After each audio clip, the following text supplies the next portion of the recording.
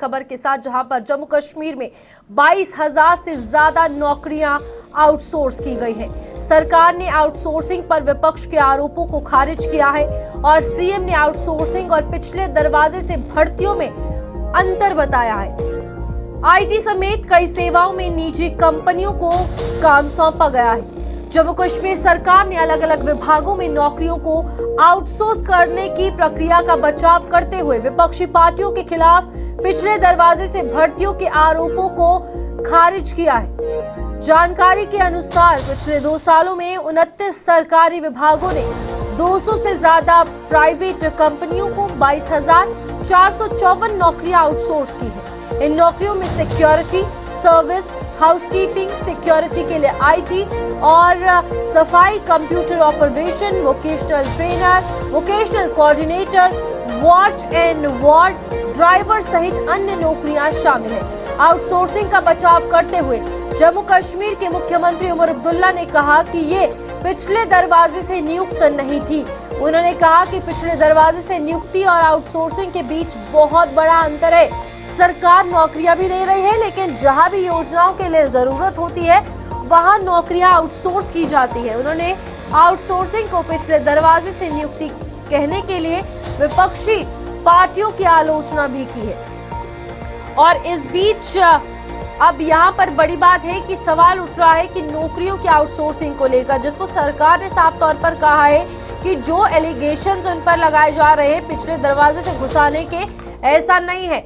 और कई सारी ऐसी सीटें हैं, कई सारी ऐसी भर्तियां हैं जो साफ तौर पर दी गई है। 22,000 से ज्यादा ऐसी वैकेंसीज है जो फुलफिल की गई है। और अब यहाँ पर ज्यादा नौकरियों की आउटसोर्सिंग को लेकर सवाल खड़ा हो रहा है। और अब देखना यह है कि क्या सरकार में इन वैकेंसीज को लेकर कभी सामने आ रही है या कोई और इसके पीछे बड़ा राज छिपा है। हमारे साथ वरिष्ठ पत्रकार विनोद कुमार जुड़ चुके हैं। विनोद जी, सवाल यही रहेगा, सरकार जिस तरीके से नौकरियों को लेकर बात कर रही है, आउटसोर्सिंग की बात कर रही है, क्या सच में जो ज्यादा डिमांड वैकेंसीज की जा रही है वो कमी भी बताती है एक तरफ नौकरियों की? अगर बताया जाए कि 29 विभाग हैं जिसमें 22,454 लोगों को आउटसोर्स किया गया है। यानी जब आप मैनिफेस्टो बनाते हैं रूपाली, तब आप कहते हैं कि हम सरकारी नौकरियां देंगे। सरकारी मीन्स गवर्नमेंट जॉब्स देंगे, परमानेंट जॉब्स देंगे, लेकिन ऐसा संभव नहीं है। अब नैरेटिव बदल चुका है। कोई भी सरकार इतना अफोर्ड नहीं कर सकती है कि वो सरकारी नौकरी हर एक व्यक्ति को दे, हर एक परिवार के एक सदस्य को नौकरी दे।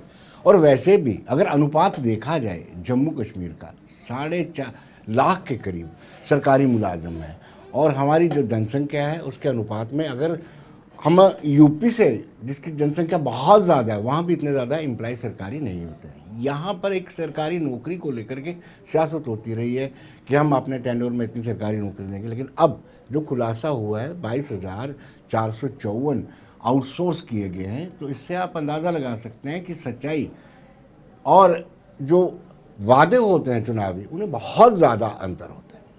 लेकिन यहाँ पर सरकारी नौकरियों को लेकर सिर्फ सरकार पर हम छोड़ नहीं सकते ना चीज़ें।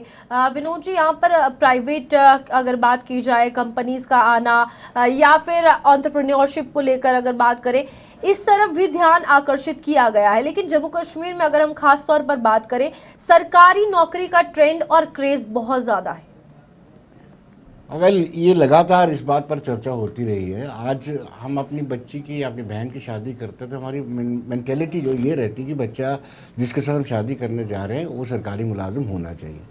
भले ही कोई दूसरा मल्टीनेशनल कंपनी में लगा होगा, उसका पैकेज 12 लाख 15 लाख भी होगा, लेकिन हमारी प्रायोरिटी जो है कि मानसिकता हमारी ऐसी बन गई है कि सरकारी नौकरी में एंड तक हमें पेंशन भी मिलेगी, हेल्थ फैसिलिटी भी मिलेगी। अगर SRO 43 पहले हुआ करता था कि अनटूवर्ड इंसिडेंट हो जाता तो वो बाप की जगह बेटे को नौकरी मिलेगी, ऐसी मानसिकता से अब बाहर निकलना होगा, क्योंकि सरकारी नौकरियां अब उपलब्ध नहीं है।